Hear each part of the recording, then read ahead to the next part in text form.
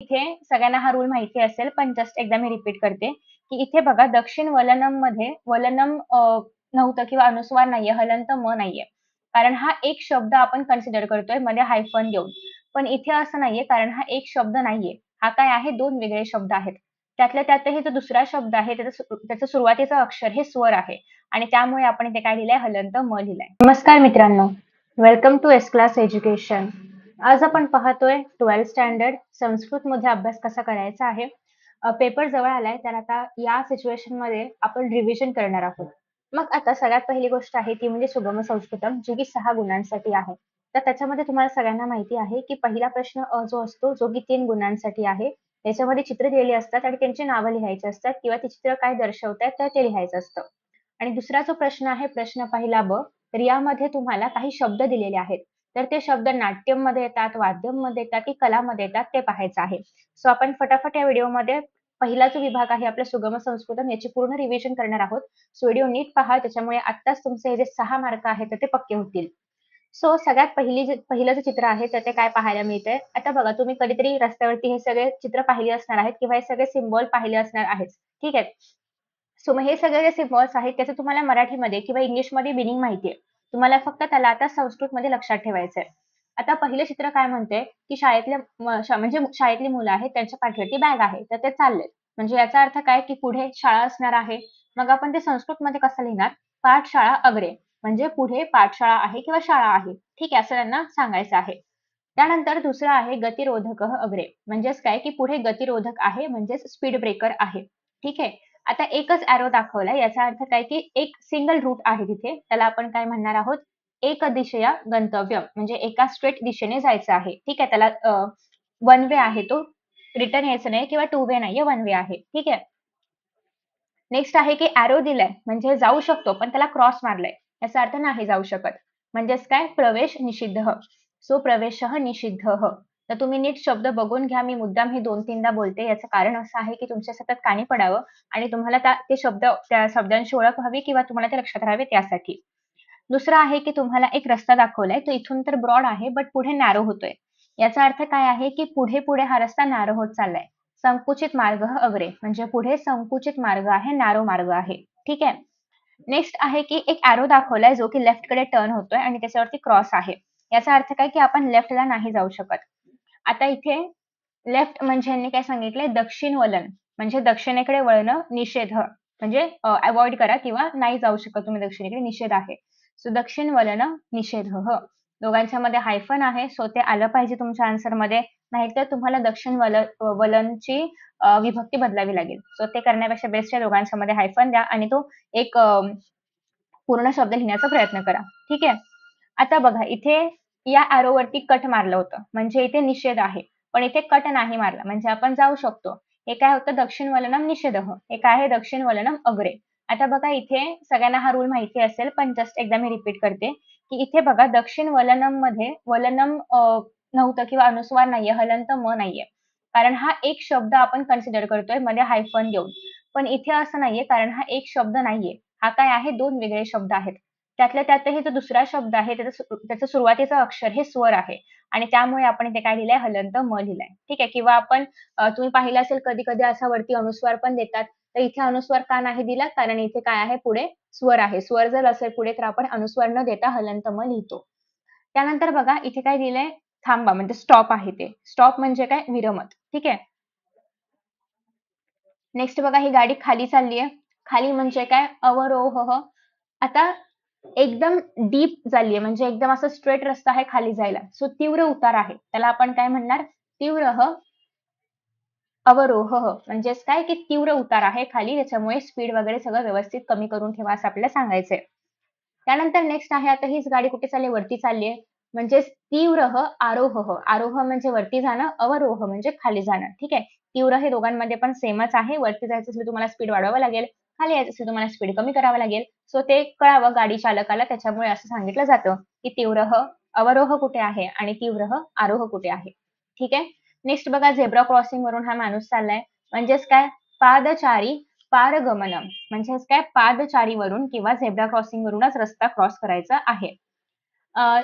चक्रासंध मार्ग म्हणजे तुम्ही पाहिलं असेल की काही बिल्डिंग्समध्ये असे स्लोप असतात जिथून जिथून व्हीलचेअर जर असेल एखाद्या व्यक्तीकडे तर तो त्याच्यावरून जाऊ शकतो स्टेअर्स वगैरे न चढता तो सरळ जाऊ शकतो.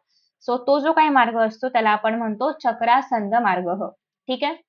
नेक्स्ट आहे आता बघा यू-टर्न घेणं अव्हॉइड करायचं आहे. ठीक आहे. सो निवर्तन निषेधः.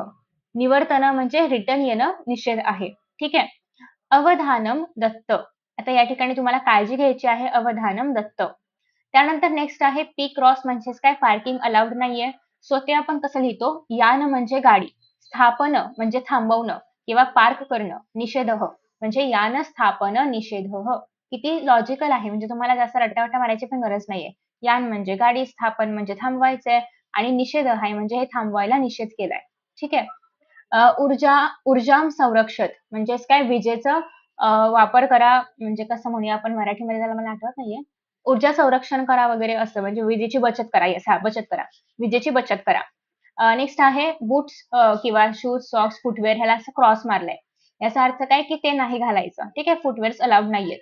सो आपण ते कसं म्हणणार? पादरक्षे. पादरक्षे म्हणजे काय? जे पायाचं रक्षण करतात. कोण? फुटवेअर. सो पादरक्षे निष्कासयत. नेक्स्ट आहे बर्गर दिलाय आणि ज्यूस दिलाय आणि त्याला क्रॉस मारलाय. याचा अर्थ हे खाणं अलाउड नाहीये. ते आपण कसं लिहिणार? खाद्य म्हणजे जे पण खाण्याचे पदार्थ आहेत. पेय म्हणजे जे पण पिण्याचे पदार्थ आहेत. ते कसं आहे? निषेध आहे. त्यांना निषेध केलाय. त्यानंतर मोबाईल फोनला क्रॉस मार्क दिलाय म्हणजे याचा अर्थ मोबाईल फोन वापरणं अलाउड नाहीये. सो चल भाषण निषेधः. त्यानंतर सिगरेटला क्रॉस मार्क केलाय याचा अर्थ धूम्रपान निषेधः. इथे खूप मोठा स्पीकर आहे आणि त्यातून खूप आवाज येतोय. सो त्यांना सांगायचं आहे की ध्वनी क्षेपक निषेध. नेक्स्ट आहे एक माणूस इथे थुंकतोय आणि त्याला क्रॉस केलंय. याचा अर्थ हे निषेध असणार आहे हे तर तुम्हाला आतापर्यंत कळलं असेल. पण निष्ठीवन याला थुंकण्याला किंवा स्पिटिंगला काय म्हणतात? निष्ठीवन निषेध. नेक्स्ट आहे अवकरम अवकरपात्रे क्षिपत म्हणजे जे कचरा आहे त्या कचऱ्याच्या पेटीतच टाका. कचरा कचरा पेटीत टाका. पात्रे म्हणजे पेटी. अवकरम म्हणजे कचरा किंवा गार्बेज. ओके. क्षिपत म्हणजे टाका. आवल्याम तिष्ठत म्हणजेच काय रांगेत उभा राहा किंवा स्टँड इन क्यू म्हणतो ना आपण तर तसं आवल्याम म्हणजे रांग तिष्ठत म्हणजे उभं राहा. नेक्स्ट आहे हे काय कसलं सिम्बॉल आहे डेंजरचं. डेंजर म्हणजे काय संकटम किंवा अत्याहितम. ठीक आहे म्हणजे अहित असं आपण त्याला म्हणू शकतो की डेंजरस असं काहीतरी आहे पुढे. इथे असं एक म्हणजे आपलं फिंगर दाखवलं आहे आणि त्याला क्रॉस केलंय. याचा अर्थ काय की टच नाही केलं करायचं. बऱ्याचशा अशा गोष्टी असतात ना लाइक एखादी कुठलीतरी फ्रजाइल गोष्ट असेल किंवा कुठल्यातरी म्युझियममध्ये असं काहीतरी असेल ज्याला टच नाही करायचं असं सांगितलेलं असतं. सो त्याचा अर्थ काय? स्पर्शः निषिद्धः. नेक्स्ट आहे नुदत. ठीक आहे. आकर्षत. त्याच्यानंतर आहे म्हणजे ते खेचायचं आहे तुम्हाला. त्याच्यानंतर आहे आपत्कालीन मार्ग. ठीक आहे. आपत्कालीन मार्ग म्हणजे एमर्जन्सी एक्झिट. नेक्स्ट आहे जलम संरक्षक म्हणजे पाणी वाचवा, पाण्याची बचत करा. तर अशा पद्धतीने हेच काही सिम्बॉल आहेत जे तुम्हाला एक्झाममध्ये येतात आणि ते पण 3 मार्कांसाठी येतात. म्हणजे 3 मार्काला किती इझी क्वेशन्स तुम्हाला विचारले जातात आणि तुम्हाला किती पटापट उत्तरं येतायत. ठीक आहे. सो पटापट उत्तरे लिहायची आहेत. 3च मार्कांसाठीचे हे प्रश्न आहेत. आता बघा गाडी इथे वरती चालली आहे म्हणजे काय आलं पाहिजे लॉजिकली किंवा इथे मोबाईल फोनला क्रॉस मार्क दिले. मोबाईल फोनला आपण काय म्हणतो चलभाषा. इथे स्टॉप सांगितलंय म्हणजे काय हे विरमत आहे. म्हणजे तुम्हाला आता लॉजिक कळलेलं आहे किंवा त्याला ते का म्हणतात हे कळलंय. सो तुम्ही इझिली विदाऊट एनी कन्फ्युजन किंवा खूप जास्त रट्टावट्टा न मारता पण तुम्ही आरामात हे करू शकता. ठीक आहे. आय होप सगळ्यांना आयडिया मिळालेली आहे. सो आता आपण पाहणार आहोत नेक्स्ट क्वेश्चन. नेक्स्ट क्वेश्चन काय म्हणतोय की तुम्हाला व्यावहारिक शब्दमंजुषात शब्दम चित्वा उचितम स्तंभे लिखत. आता या ठिकाणी तुम्हाला काही मंजुषामध्ये शब्द दिलेले आहेत तर ते शब्द नाट्यमध्ये आले पाहिजे, वाद्यमध्ये की कलामध्ये आलं पाहिजे हे डिसाईड करायचंय. आता बघा तुम्ही हा चॅप्टर किंवा पुस्तकामधली ही पानं वाचली पण नाहीयेत तरी तुम्ही इझिली हे सॉल्व्ह करू शकता. आता मला सांगा वीणा नाटक असेल की वाद्य? अर्थात वाद्य. सूत्रधारम कला असणार, वाद्य असणार की नाटक? अर्थात नाट्यात आपण सूत्रसंचालन वगैरे करतो. सो ते सूत्रधारण झालं. नेक्स्ट आहे जलतरणम म्हणजे स्विमिंग. स्विमिंग काय असेल? अर्थात स्विमिंग कला असू शकते म्हणजे कला आहे.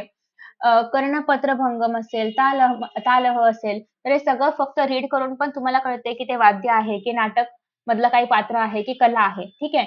पण तरी पण आता आपण रिव्हिजन करतोय तर आपण सगळी पुस्तकामधले शब्द बघून घेऊया. जेणेकरून तुम्हाला जर एक्झाममध्ये याच्यावरती प्रश्न आला तर तुम्ही आरामात सोडवू शकता. आय होप की फर्स्ट क्वेश्चन सगळ्यांना क्लिअर आहे. आता आपण पाहतोय व्यावहारिक शब्द स्तबकः. तर पहिलं स्तबक. स्तबक म्हणजे काय? ग्रुप.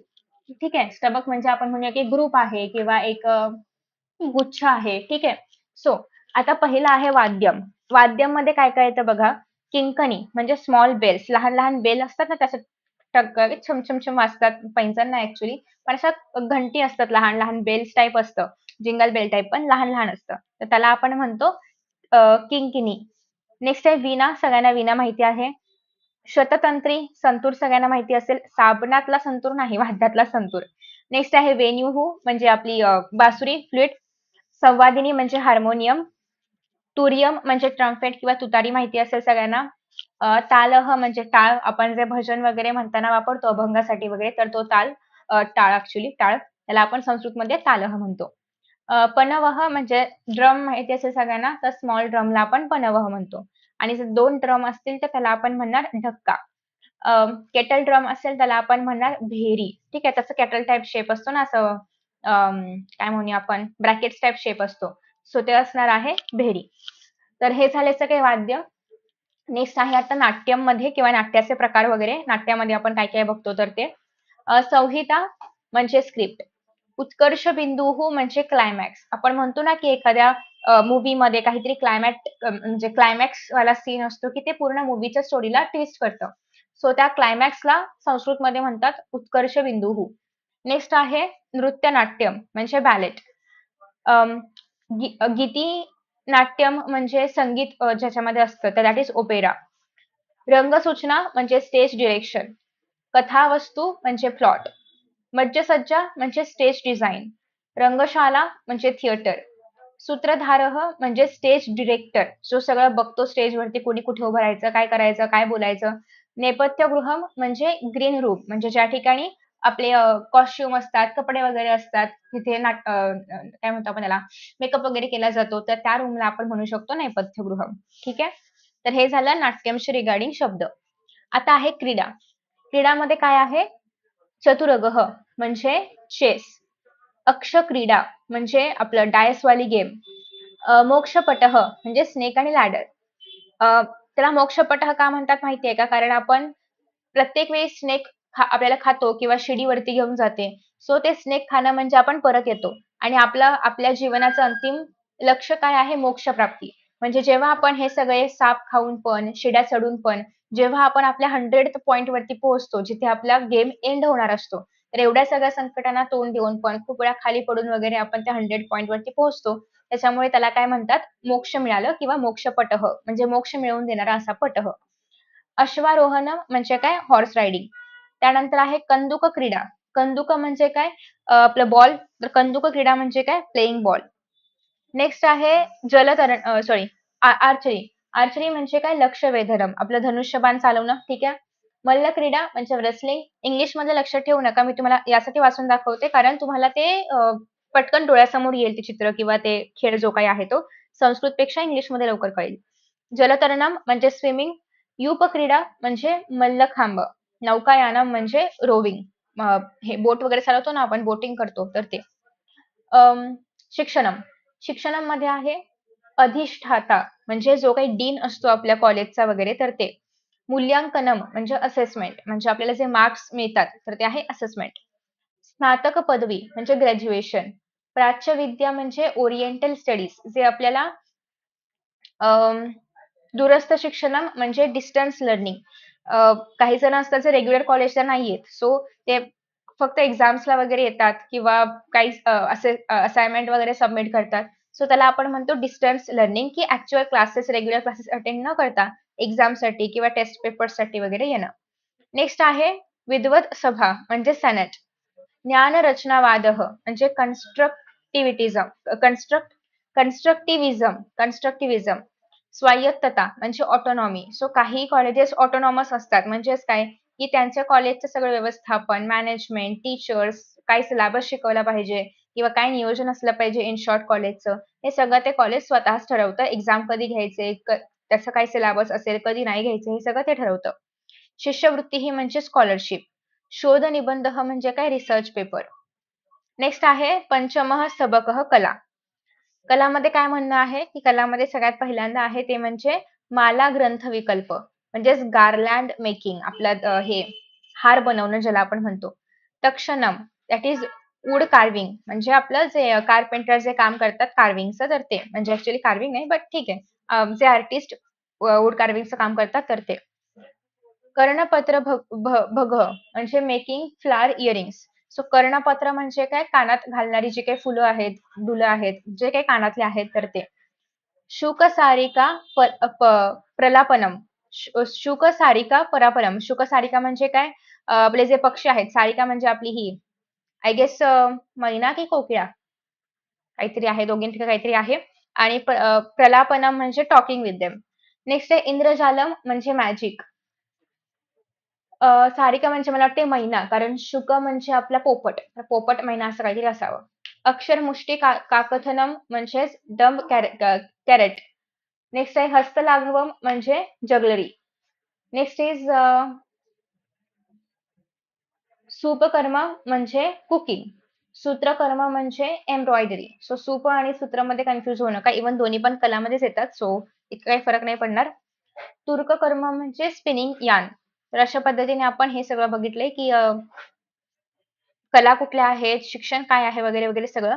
आणि पहिला क्वेश्चन या ठिकाणी पूर्ण संपतोय. यामधलेच प्रश्न तुम्हाला एक्झाममध्ये विचारले जाणार आहेत. सो हे नीट करायचे आहेत. Thank you so much for watching this video and see you in the next video.